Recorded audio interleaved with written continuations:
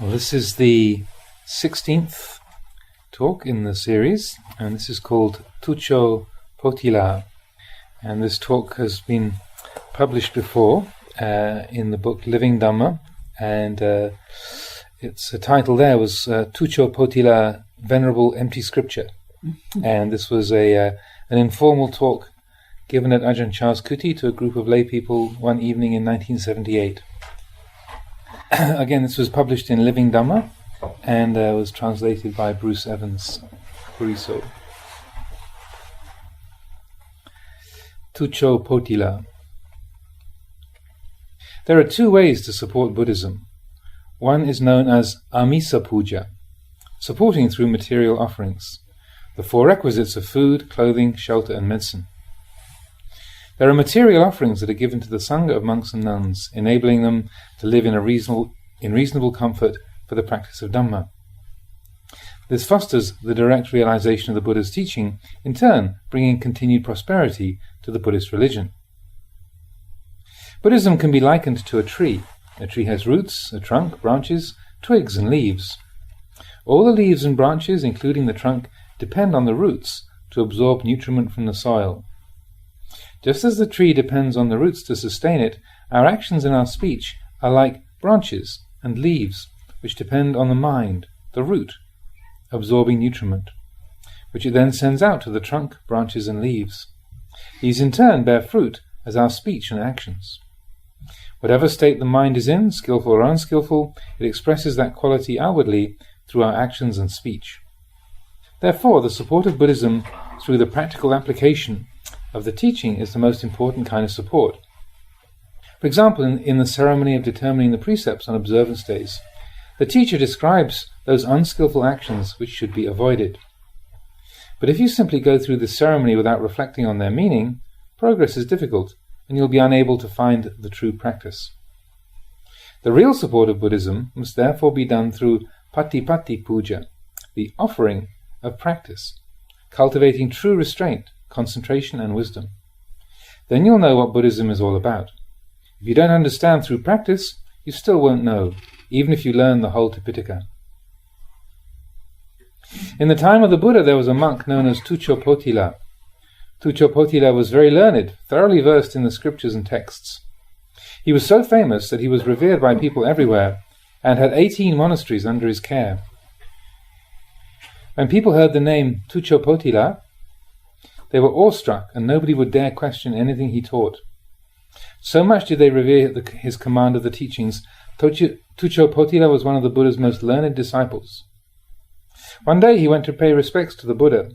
As he was paying his respects, the Buddha said, "Ah, hello, Venerable Empty Scripture." Just like that. They conversed for a while until it was time to go, and then, as he was taking leave of the Buddha said, "Oh, leaving now, Venerable Empty Scripture?" That was all the Buddha said. On arriving, "Oh, hello, Venerable Empty Scripture." When it was time to go, "Ah, leaving now, Venerable Empty Scripture." The Buddha didn't expand on it. That was all the teaching he gave. Tuccho Pothila, the eminent teacher, was puzzled. Why did the Buddha say that? What did he mean? He thought and thought, turning over everything he'd learned, until eventually he realized, it's true. Venerable Empty Scripture. A monk who studies but doesn't practice. When he looked into his heart, he saw that really he was no different from lay people. Whatever they aspired to, he also aspired to. Whatever they enjoyed, he also enjoyed. There was no real samana, no contemplative who's abandoned the life of worldly goals. There was no real samana within him, no truly profound quality capable of firmly establishing him in the noble way and providing true peace. So he decided to practice. But there was nowhere for him to go to. All the teachers around were his own students. No one would dare accept him. Usually when people meet their teacher, they become timid and deferential, and so no one would dare become his teacher. Finally he went to see a certain young novice who was enlightened and asked to practice under him. The novice said, "Yes, sure, you can practice with me, but only if you're sincere. If you're not sincere, then I won't accept you." Tuccho Pothila pledged himself as a student of the novice. The novice then told him to put on all his robes. Now, there happened to be a muddy bog nearby. When Tuccho Pothila had neatly put on all his robes, expensive ones they were too, the novice said, "Okay, now run down into this muddy bog. If I don't tell you to stop, don't stop. If I don't tell you to come out, don't come out. Okay, run." Tuccho Pothila, neatly robed, plunged into the bog. The novice didn't tell him to stop until he was completely covered in mud. Finally he said, "You can stop now." So he stopped. "Okay, come out now." And so he came out. This clearly showed the novice that Tuccho Pothila had given up his pride. He was ready to accept the teaching. If he wasn't ready to learn, he wouldn't have run into the bog like that, being such a famous teacher. But he did it. The young novice, seeing this, knew that Tuccho Pothila was sincerely determined to practice. When Tuccho Pothila had come out of the bog, the novice gave him the teaching. He taught him to observe the sense objects, to know the mind and to know the sense objects, using the simile of a man catching a lizard hiding in a termite mound. If the mound had 6 holes in it, how would he catch it? He would have to seal off 5 of the holes and leave just 1 open. Then he would simply have to watch and wait, guarding that 1 hole. When the lizard ran out, he could catch it. Observing the mind is like this. Closing off the eyes, ears, nose, tongue and body, we leave only the mind. To close off, quote unquote, the senses means to restrain and compose them, observing only the mind. Meditation is like catching the lizard. We use sati to note the breath. Sati is the quality of recollection, as in asking yourself, "What am I doing?" Sampajanya is the awareness that now I am doing such and such. We observe the in and out breathing with sati and sampajanya. This quality of recollection is something that arises from practice. It's not something that can be learned from books.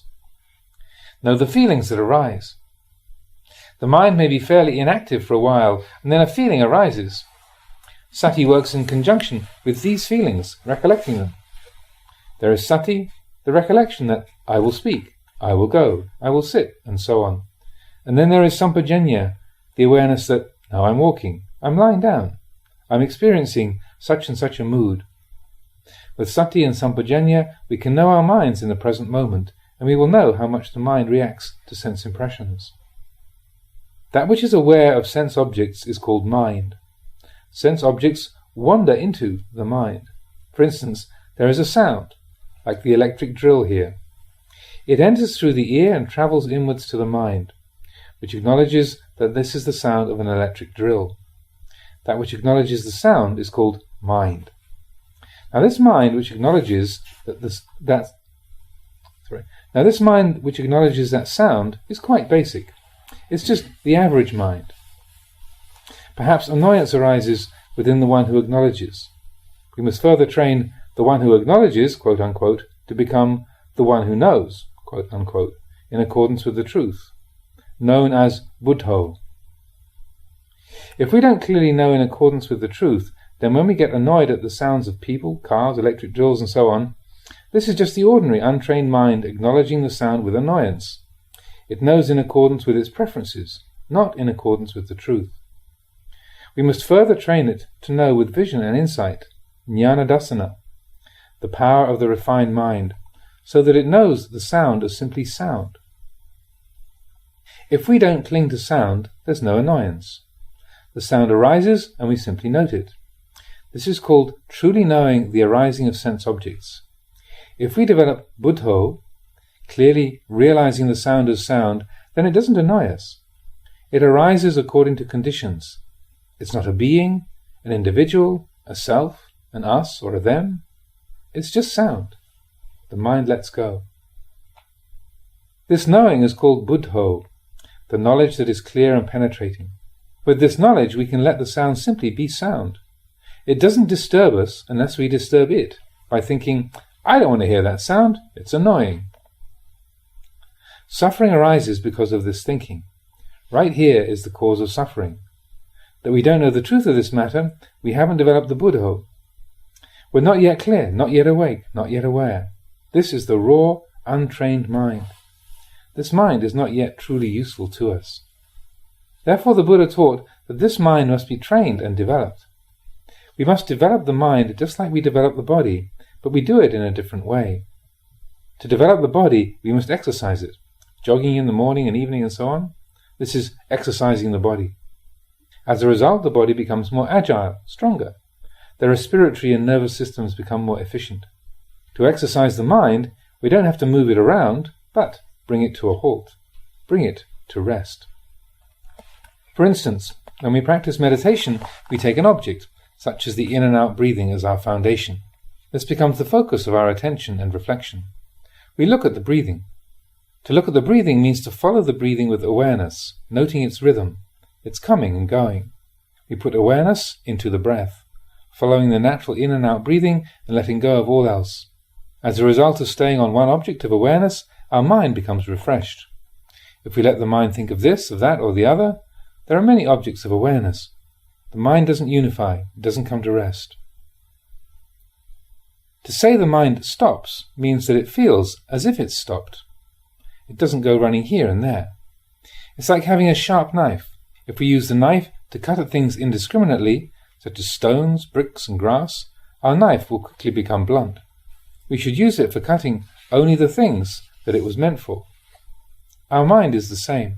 If we let the mind wander after thoughts and feelings which have no value or use, the mind becomes tired and weak. If the mind has no energy, wisdom will not arise, because the mind without energy is the mind without samadhi. If the mind hasn't stopped, you can't clearly see the sense objects for what they are. The knowledge that the mind is the mind, sense objects are merely sense objects, is the root from which Buddhism has grown and developed. This is the heart of Buddhism.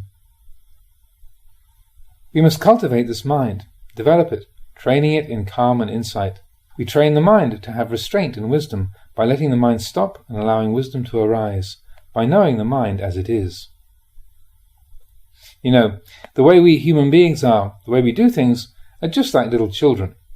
A child doesn't know anything. To an adult observing the behavior of a child, the way it plays and jumps around, its actions don't seem to have much purpose. If our mind is untrained, it's just like a child. We speak without awareness and act without wisdom. We may fall to ruin or cause untold harm and not even know it. A child is ignorant. It plays as children do. Our ignorant mind is the same. So we should train this mind. The Buddha taught us to train the mind, to teach the mind. Even if we support Buddhism with the 4 requisites, our support is still superficial. It reaches only the bark or the sapwood of the tree. The real support of Buddhism must be done through the practice, nowhere else, training our actions, speech and thoughts according to the teachings. This is much more fruitful. If we are straight and honest, possessed of restraint and wisdom, our practice will bring prosperity. There will be no cause for spite and hostility. This is how our religion teaches us. If we determine the precepts simply out of tradition, then even though the Ajahn teaches the truth, our practice will be deficient. We may be able to study the teachings and repeat them, but we have to practice them if we really want to understand. If we do not develop the practice, this may well be an obstacle to our penetrating to the heart of Buddhism for countless lifetimes to come. We will not understand the essence of the Buddhist religion. Therefore, the practice is like a key, the key of meditation.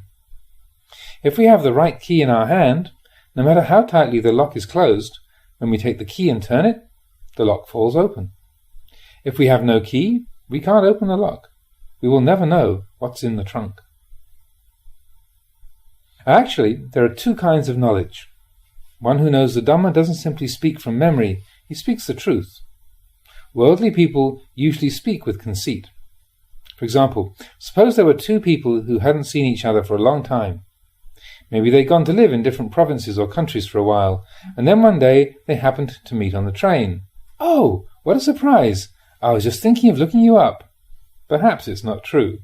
Really, they hadn't thought of each other at all, but they say it out of excitement, and so it becomes a lie. Yes, it's lying out of heedlessness. This is lying without knowing it. It's a subtle form of defilement, and it happens very often. So, with regard to the mind, Tuccho Pothila followed the instructions of the novice, breathing in, breathing out, mindfully aware of each breath until he saw the liar within him, the lying of his own mind. He saw the defilements as they came up, just like the lizard coming out of the termite mound. He saw them and perceived their true nature as soon as they arose. He noticed how 1 minute the mind would concoct one thing, the next moment something else. Thinking is a sankata dhamma, a conditioned thing, conventional reality, as contrasted with the unconditioned. It's a sankata dhamma, something which is created or concocted from supporting conditions. It is not asankata dhamma, the unconditioned. The well-trained mind, one with perfect awareness, does not concoct mental states. This kind of mind penetrates to the noble truths and transcends any need to depend on externals. To know the noble truths is to know the truth. The proliferating mind tries to avoid this truth, saying, "That's good," or "This is beautiful." But if there is buddho in the mind, it can no longer deceive us, because we know the mind as it is. The mind can no longer create deluded mental states, because there's the clear awareness that all mental states are unstable, imperfect, and a source of suffering to one who clings to them. For Tuccho Pothila, the one who knows, was constantly in his mind, wherever he went. He observed the various creations and proliferations of the mind with understanding. He saw how the mind lied in so many ways. He grasped the essence of the practice, seeing that this lying mind is the one to watch. This is the one which leads us into the extremes of happiness and suffering and causes us to endlessly spin around in the cycle of samsara. With its pleasure and pain, good and evil, all because of this lying mind. Tuccho Pothila realized the truth and grasped the essence of the practice, just like a man grasping the tail of a lizard. He saw the workings of the deluded mind. For us it's the same. Only this mind is important. That's why we need to train the mind. Now, if the mind is the mind, what are we going to train it with? By having continuous sati and sampajanya, we'll be able to know the mind. This one who knows is a step beyond the mind. It's that which knows the state of the mind. The mind is the mind. That which knows the mind as simply mind is the one who knows. It is above the mind. The one who knows is above the mind, and that is how it is able to look after the mind, to teach the mind to know what is right and what's wrong. In the end, everything comes back to this proliferating mind. If the mind is caught up in its proliferations, there is no awareness, and the practice is fruitless. So, we must train this mind to hear the Dhamma, to cultivate the buddho, the clear and radiant awareness, that which exists above and beyond the ordinary mind and knows all that goes on within it. This is why we meditate on the word buddho, so that we can know the mind beyond the mind. Just observe all the mind's movements, whether good or bad, until the one who knows realizes that the mind is simply mind, not a self or a person. This is called cittanupassana, contemplation of mind. This is one of the 4 foundations of mindfulness, and the third one of that group. Seeing in this way, we will understand that the mind is transient, imperfect and ownerless. The mind does not belong to us. We can summarize thus. The mind is that which acknowledges sense objects. Sense objects are sense objects as distinct from the mind. The one who knows both the mind and the sense objects for what they are. We must use sati to constantly cleanse the mind. Everybody has sati. Even a cat has it when it's going to catch a mouse. A dog has it when it barks at people. That is a form of sati, but it's not sati according to the Dhamma.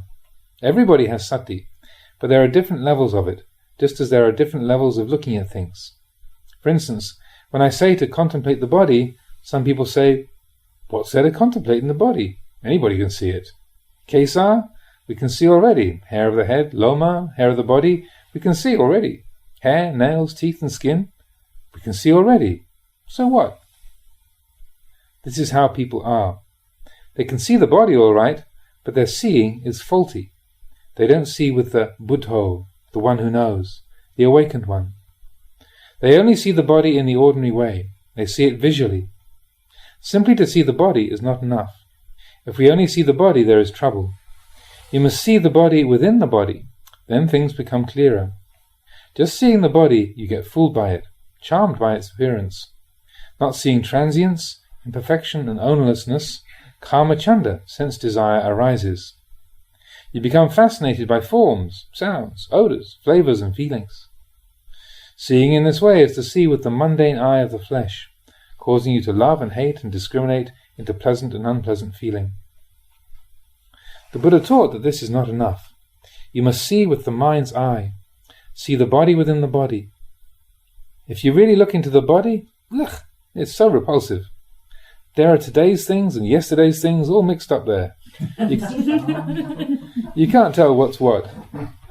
Seeing in this way is much clearer than to see with the carnal eye. Contemplate, see with the eye of the mind, with the wisdom eye. People understand this in different ways. Some people don't know what there is to contemplate in the 5 meditations of head, hair, body hair, nails, teeth and skin. They say they can see all those things already, but they can only see them with the carnal eye, with this crazy eye, which only looks at things that it wants to look at. To see the body in the body, you have to look more clearly. This is the practice that can uproot the clinging to the 5 khandhas. To uproot attachment is to uproot suffering, because attachment to the 5 khandhas is the cause of suffering. If suffering arises, it is here. It's not that the 5 khandhas are in themselves suffering, but the clinging to them as being one's own, that's suffering. If you see the truth of these things clearly through meditation practice, then suffering becomes unwound, like a screw or a bolt. When the bolt is unwound, it withdraws.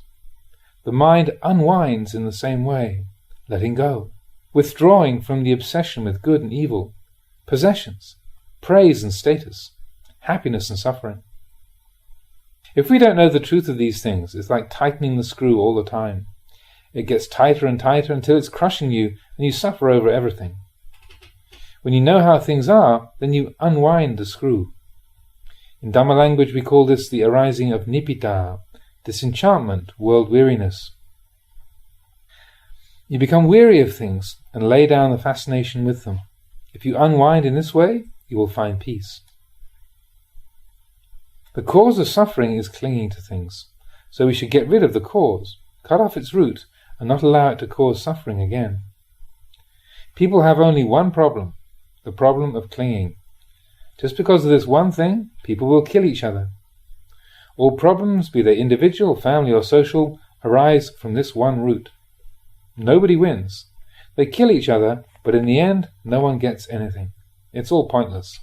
I don't know why people keep on killing each other. Power, possessions, status, praise, happiness and suffering, these are the worldly dhammas. These worldly dhammas engulf worldly beings.